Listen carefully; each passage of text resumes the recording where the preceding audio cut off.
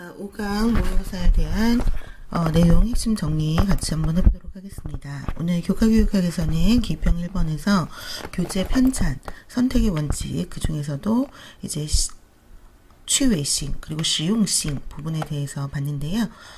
교재의 어떠한 그런 그 취외식은实用性과 밀접하게 관련되어 있다는 부분, 채워지식과 그 다음에 리엔시에 있어서实用性이 있다. 그래서实用性을 이제 나타내는 관련 키워드, 예를 들면 그 学以致用이라든가 아니면材料 来自生活 이런 것들을 잘 기억을 해두시면 좋겠고요. 그 다음에 그 외에 이제 그 리우싱 윈저라고 해가지고 교재에 관련된 6가지 원칙 잘 한번 정리를 해두시면 좋겠어요.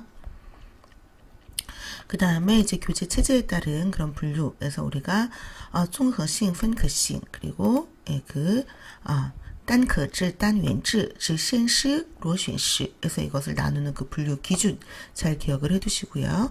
그래서 특히 이제 直线式랑 螺旋式 같은 경우에는 이제 앞에서 배운 내용이 不反复出现 하면 이제 직선형이고, 그 다음에 앞에서 배운 내용이 계속해서 循环往复 하게 되면 이제 계속 순환되고 계속 반복되면은 이거를 이제 나선형이라고 한다.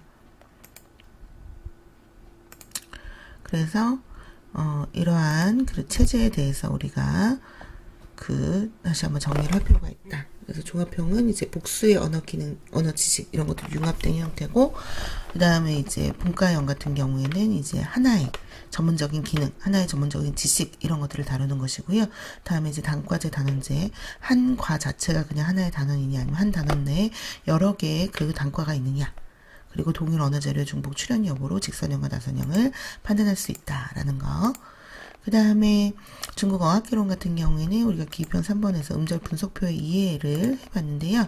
특히 우리가 이 다음자 관련 그 성어를 파악하고 음절 분석표 내에서 특히 아오, 이아오, 오엔지, 그리고 IONG, 윙의 분석에 특히 유의해야 한다라는 거. 그리고 여기서 이제 해당하는 그런 성시에라든가 그 다음에 우의 표기라든가 이런 것들 주의를 다시 한번 하시면 좋겠어요. 그리고 기평 4번에서 중국어 음절의 특징에 대해서 봤는데요. 중국어 음절 특징 중에서 원음 부분에서 가장 중요한 거는 중국어는 원음이 웬인 짠 요시 하기 때문에 링성모 있을 수 있다.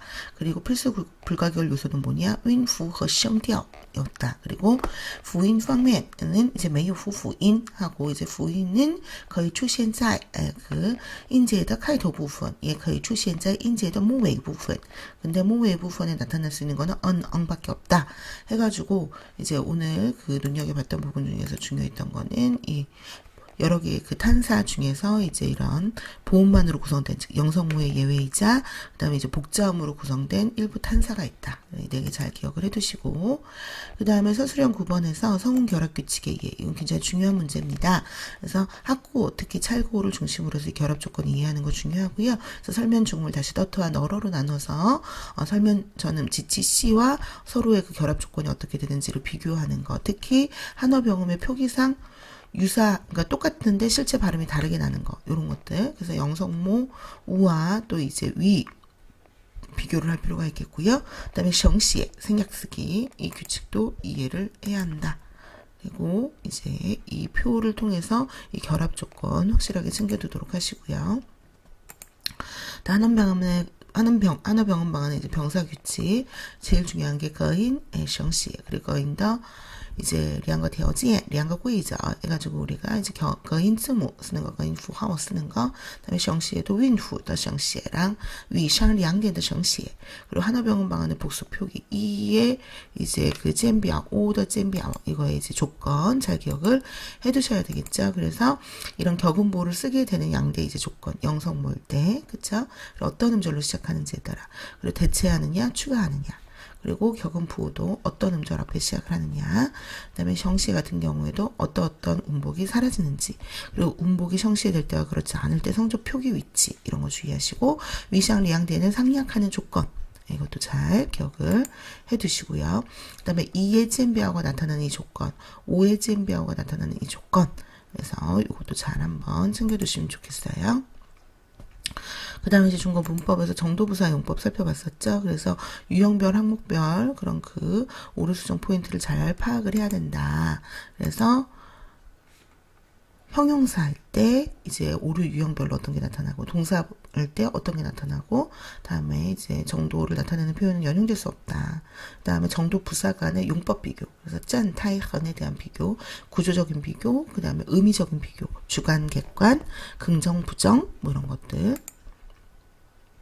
그리고 범위 부사 용법, 또의 그 용법 파악, 그래서 의문 대명사랑 같이 왔을 때 그 위치가 어떻게 되느냐. 쉐도 아니면 또 쉐 나타내는 의미가 어떻게 다르냐. 그리고 이 꽁과 무슨 차이 있느냐. 다음에 부분否定, 완전否定을 나타내는 부 이것의 그 관계. 그래서 또의 용법에 대해서 다시 한번 정리하시고 관련 예문 정리를 해두시면 좋겠어요.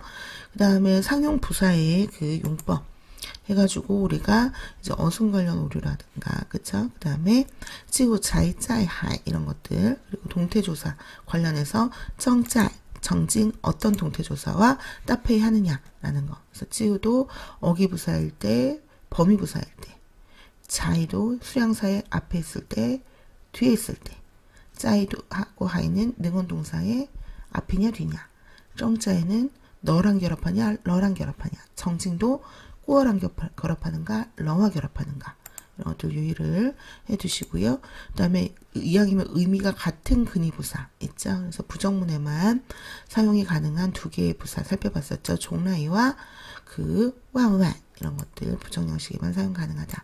그 다음에 부정부사 용법 중에 뽀와 메이를 비교하는 거 우리가 살펴봤었어요.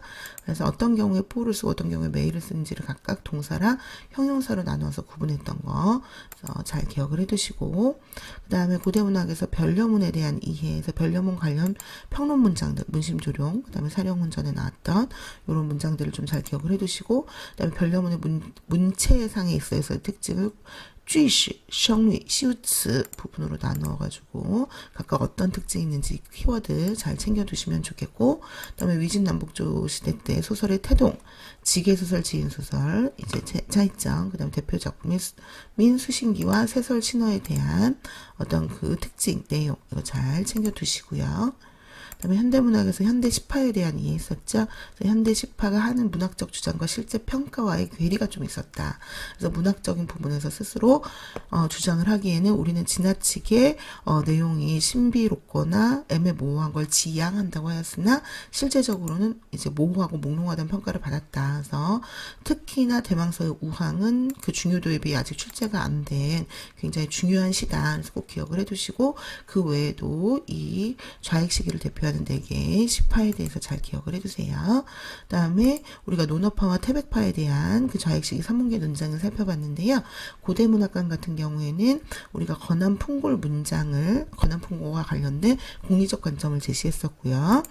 그래서 우리가 이제 그 유협이 문심조룡에서 건한문단에 대해서 건한풍골의 함의에 대해서 정의했던 이 부분을 살펴봤었고, 그 다음에 논어파와 태백파의 주요 문학적 주장 역시 공리와 비공리의 관점에서 우리가 논하면 된다. 그래서 자유주의자 임어당을 필두로 한 논어파와 그 다음에 어떤 그런 그 정치적 공리성을 이제 인정을 한 그 노신의 태백파의 문학적 주장, 그리고 소품문에 대한 서로 다른 야오치우 요구, 그렇죠? 그래서 미문을 중심으로 해서 어떤 자아를 표현하는 소품문을 창작을 주장했다면, 노신 같은 경우에 잔문을 중심으로 현실의 투쟁을 반영하는 새로운 소품문을 창작을 희망했다는 거, 요구했다는 거, 이 부분을 잘 챙겨두시면 좋겠어요. 자, 오늘 정리는 이것을 마치겠습니다.